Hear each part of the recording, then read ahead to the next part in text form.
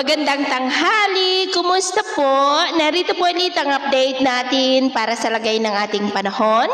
Ngayong tanghali po ng December 22, 2024. Sa ngayon po ay iba't ibang weather system pa rin ang umiiral dito sa ating bansa. Easterlies sa may Mindanao, shoreline sa Visayas at amihan dito po sa Luzon. Ang amihan po ngayon ay mas pinapalakas ng dalawang sama ng panahon na ang isa ay nasa kanluran ng Palawan at nasa malapit po sa may Brunei. Pero ang dalawang ito ay hindi naman inaasahan na makaapekto sa ating bansa.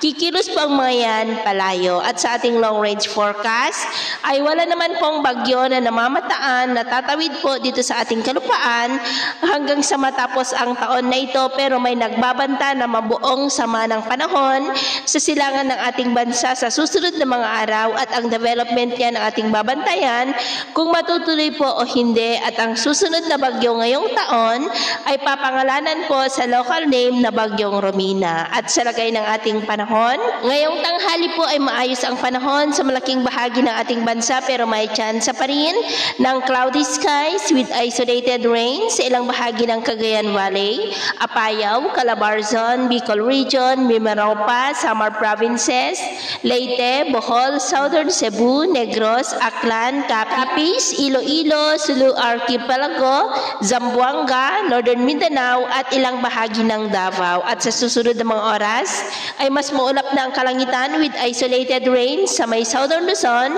Visayas, Mindanao at ilang bahagi ng Northern Luzon, kaya mag-ingat pa rin po tayo sa posibleng banta ng mapagbaha at pagguho ng lupa.